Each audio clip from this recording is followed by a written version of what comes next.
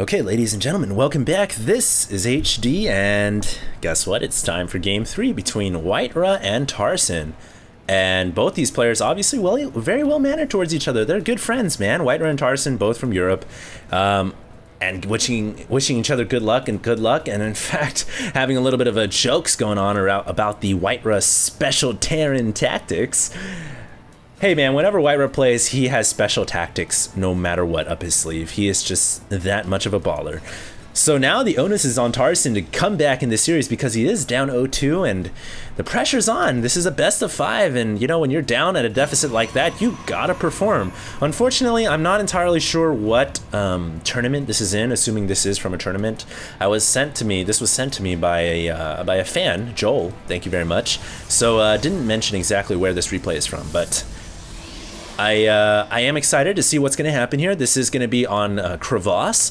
Crevasse, a very big map.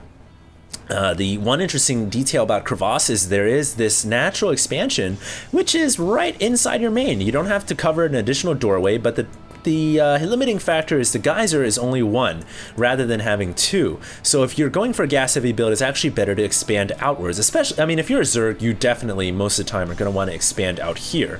Really kind of depending against the player you play against and what kind of play style you are, but most Zergs will opt to expand out there. Most Protosses and Terrans, though, will expand on the inside location. So it is an interesting map. This map is actually really big as well, similar to the size of Tal'Darim and as well as Terminus. And obviously that means anything goes. We may see another big macro game. Excuse me, guys, that creak you guys hear, that is my chair. I need a new chair. You guys might not believe this, but I'm sitting on a crappy Costco plastic chair, and I've been sitting on this for my whole casting career, ever since I've been a gamer, and I've gotten a computer. I need a chair, guys. I have an awesome computer rig, but my chair sucks. I don't know why I'm not investing in a better chair at all, but it hurts my back, really does. But that's alright, I'm still gonna cast these games for you guys regardless. Through hot weather, my AC will be running cold. Through back pains, my back will still continue lasting, hopefully. And I'll still be busting out these games for you guys. Now, this is obviously, most likely going to fall into a macro-based play simply because they've spawned cross-spawn. We've already seen on the last game, despite the players not spawning cross-spawn, it still ended up being pretty macro-heavy. So I would expect a similar game from both these players. Tarson is opting to open up with that initial Reaper, and I like that. It lets you get inside the Protoss, and it lets you scout off early on. Essentially, guys, the Reaper is a flying unit, simply because it can hop over ridges and everything. It's pretty much a quick flyer that can do a little bit of damage, and it's a great scouting unit at that. So it does look like WhiteRa here did go for the 1-gate expo strategy here, whereas Tarson also going for the 1 barracks expo strategy, and both of them are indeed going to be gearing up for the macro game, the long haul ahead.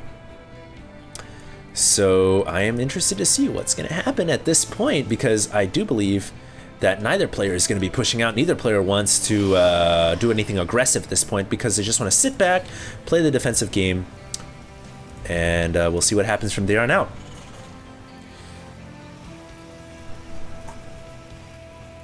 Get a quick sip of water, guys. I gotta, you guys know I gotta clear out my voice. Gotta make sure that it's ready to go for the casting ahead, because I already know when I watch WhiteRa play and I watch Tarson play, I know there's gonna be some hot and heavy action.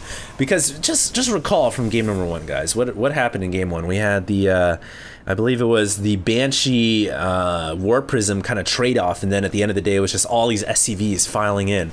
And that was really, really interesting. That was a very crazy game 1. Game 2 ended up being pretty entertaining as well, because how often, like I said before, do you see all those expansions just on the right side of the map and both players just kind of relocating all their bases, and a base race at that? So far, both these guys have definitely have interesting games, and Tarson here sneaking an expansion at the top.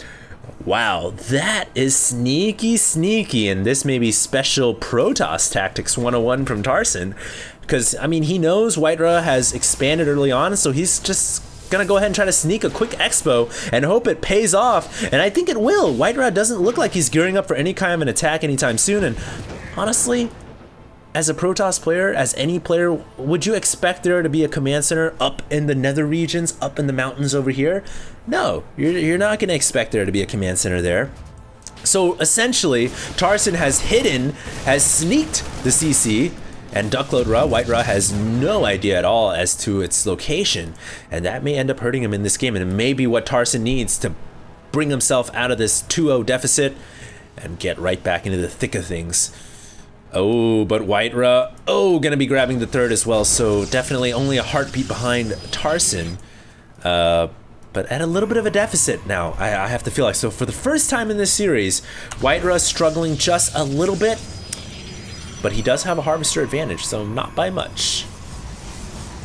A lot of gateways coming out here as well. WhiteRa planning to go into the standard warp gate and robotics facility. We're probably going to be seeing a ton of Colossus and sentries, zealots, stalkers, you name it. And Tarson here will not be going with the tank strategy that, unfortunately for last game, as much as I am a tank fan in Terran versus Protoss, I have to say it didn't work out too well in the last game. I mean, it's great to see, and it is really, really good, but it takes superb micro and execution of strategy, terrain, and position of your tanks in order to really pull that off against a good Protoss player. So Tarson here will be playing the standard Marine Marauder Bio Ball, and he's going to be going straight into Starport to get those dropships out.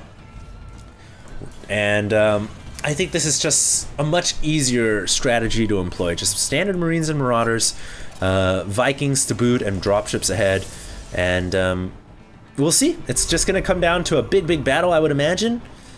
And both these players are just going to gear up their armies and wait for that battle to occur. Now, there are some pretty interesting tabs we can look at here. I know that Tarson has a lot of APM. Yeah, look at that, 275 APM. Good Lord, if we just switch over to his first person view, I warn you guys, this may be like the Blair Witch Project. Don't want to get seizures here, but Tarson has a blistering amount of APM at 274. He's constantly looking at all of his expansions and all of his bases, always building those supply depots. He is actually a little bit supply blocked right now, not good, but he's very much on top of his APM. In fact, building another CC right now, so he's going to be operating on 4 bases pretty soon, and I'm getting a little bit dizzy at Tarson, so we're going to go ahead and switch over to WhiteRa, who, on the other hand, has a much more conservative APM.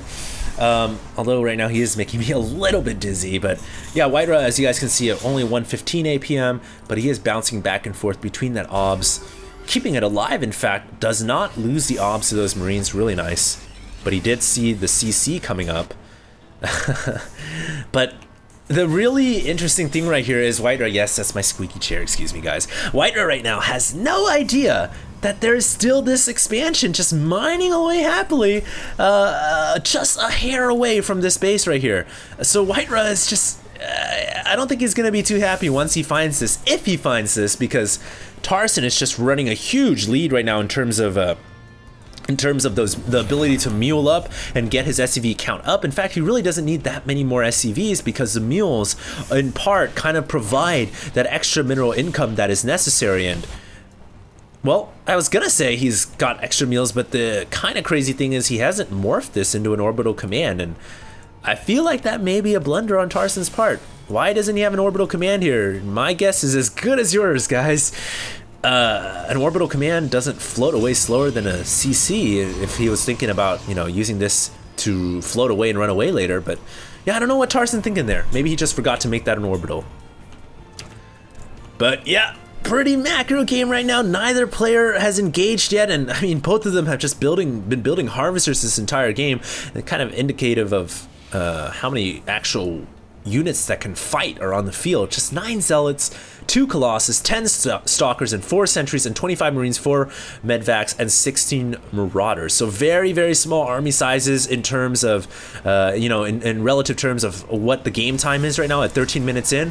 But when you sit back and think about it, look at how many expansions these guys have. They are playing the uber macro game, and it's kind of insane. At only 13 minutes in the game, both players are maxed out in terms of harvesters, and both players have 4 bases apiece, and it's just kind of setting up a big battle. That's kind of like the premise of this game. Is if you open up the storybook, the first like 5 chapters are all build up, and then the last chapter is the climax. So Hopefully it's a climax. Hopefully we're not going to get some kind of anticlimactic conclusion or something like that.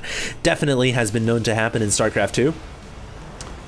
And it does look like Tarson here is getting a little bit antsy with his army, but still opting not to push out. And honestly, yeah, you guys, I don't think Tarson is going to be the player that's going to be the one who pushes out. He is much more conservative. He is very much the type of player that will sit back and wait. WhiteRa, though, on the other hand, may be the one that will choose to engage the Terran army. And in fact, it does look like now's the time. He may wait for +1 armor and +1 weapons to finish, and I do like the armor upgrades, guys. Armor combined with the Guardian Shield is extremely effective against Terran's Bio Ball, and the reason for that is the armor gives you, obviously, +1 armor, and the Guardian Shield gives you +2 armor on top of that, so effectively, you're getting 2 or 3 or 4 armor more against the Marines, and that just whittles the Marines and Marauders' damage down to almost nothing. And it makes them very, very ineffective against the Protoss ball. So that is, of course, why Tarson is now opting to get those ghosts out. And ghosts with the EMP shockwave, very much a necessity against the Protoss ball. And it does look like WhiteRa here gonna go straight into Templar Archives. Has just now finished it up, so I would not be surprised to see some Templars joining this mix fairly soon. The Zealots do have charge as well, and that's gonna make them much more effective against the Marauders. And Tarson grabbing another expansion down to the bottom side, and hold that thought, Tarson coming in here with a couple of Vikings, a lot of Vikings, two-shotting a Colossus. That's exactly what you want. When you have enough Vikings to two-shot a Colossus, that is when you can feel safe and very, very much in control of the skies, and that's scary for a Protoss player. It doesn't give you the confidence you need to make a push, and WhiteRa, because of that Viking count, has decided here to play a little bit more defensively. Doesn't want to let all of his Colossi just fall to a couple of Viking volleys. Oh, and here we go, Guardian Shield going down. Remember, that gives a lot of armor to the Protoss ball, but all the ghosts just EMPing everything in the Protoss ball there. And oh my god, this is the engagement we've been waiting for. And Tarson is at a huge advantage right here. I feel like Tarson is going to be able to whip right through WhiteRa's army, and WhiteRa forced a fallback, tail between his legs, and oh my god, Tarson just coming up in a big, big way, and he's going to be able to snipe off this Nexus with almost no fear and no counterattack whatsoever from WhiteRa. WhiteRa losing the Nexus almost immediately, falling down, and WhiteRa is licking his wounds right now. Tarson in absolute control of this game, and this is where Tarson shines. When he's allowed to play the macro game, when he's allowed to just build up CCs, sneak command centers wherever. Speaking of which, finally making that command center into something useful. And he may actually just make a double planetary here for defensive purposes, but this is where Tarson is at his best. Just picked off that DT as well. When he is able to play the macro game, when he is unharassed, he will win games. I'm not joking, guys. He is very much a macro player.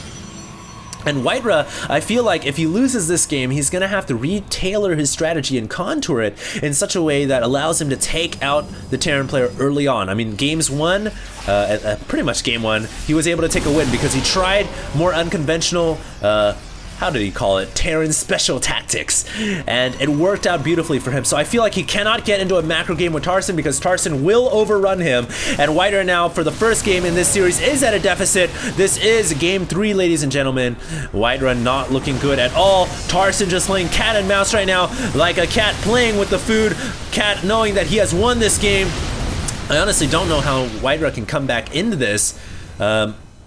A couple DTs here making their way in, but that quick comm set will be able to pick it off immediately. And Tarson just has so many bases running, guys. There's like a total of 6 bases running. WhiteRa has absolutely nothing. Another money EMP running down on the Protoss ball. The Chargelets careening themselves forward into the Marine Marauder bio ball, but I don't even know if that's going to be enough to take out this ball. And Tarson stimming forward with victory in his eyes. Archons now morphing forward, recycling the wasted Templar, but I don't even know if the Archons will be enough, and it looks like Tarson is going to take this game. WhiteRa doesn't have much left. The Archons trying to do what they can, but it is not enough, and WhiteRa gonna lose yet another Nexus. Game 4 is gonna be just a macro fest into a quick win for Tarson. Pretty standard game, but I'm looking forward to games 4 and 5 here, guys, because these two players have shown that they will get heated, they will get into the mix of things, and things will get interesting. It looks like WhiteRa trying to warp in a couple of charge lots and DTs, may have enough to take out these Marauders. no, not quite. In fact, another engagement going on here as WhiteRa trying to reestablish another Nexus. In fact, he's trying to establish Nexus all over the map. On the right side, just a little sliver, if you will. But I just don't think he's got enough to keep this game going. And if you look at the army tabs, it's 84 supply under 188. So Tarson just holds a huge economic advantage here and an army advantage. He will once again snipe another Colossus, and the Marauders will go ahead and huff and puff their way out of there. Oh, they may need some more drugs to get away from the charge slots, though. No more drugs! Oh, looks like Tarson is not a substance abuser, will actually end up losing the Marauders regardless, and WhiteRa getting a little too deep here will have to fall back, but, you know, things are just getting bleaker and bleaker for WhiteRa. Looks like one DT was picked off due to a comsat, another comsat going down here to protect against the Dark Templar, and it looks like, oh, DT goes down. And WhiteRa just trying to be cute right here, trying to make things happen, but that missile turret is going to pretty much deny the DT. Oh, nice snipe right there by WhiteRa, but a comsat, boom! The Abyx cannon slaps the DT in the face, and yeah, WhiteRa is just, ugh, this is just kind of sad to see WhiteRa in such a in a horrible position, and Tarson kind of not ending this game. Why has he not ended it? He's still playing very conservatively. This is WhiteRa's playstyle. Kind of ascribes to the Artosis theory of, you know, when you're ahead, continue getting ahead by grabbing more and more expansions. That's how Artosis likes to play, but I'm more of a player that likes to ascribe to the Jalizerg's theory, the God of War theory. When you're ahead, go for the jugular, continue to attack, put pressure on, and see what happens from there. So here we go. Looks like another EMP landing in the open space. Doesn't really hit much, but the second EMP able to finish off the rest of the shields on the Archons and Zealots, and this should be it. WhiteRa finally realizing that this is an uphill battle that he will not win and decides to GG out. So that was game 3, guys. Not much to say about that, except Tarson took a pretty commanding lead all throughout the game. The sneaky CC definitely paying off dividends. And I hope in game number 4, now that it's a 2-1 lead for WhiteRa, dropping a game, I hope WhiteRa goes back to unconventional strategies, because we just saw that a macro game isn't going to work because Tarson is such a good macro player. So with that, let's move on to game 4. HD signing out.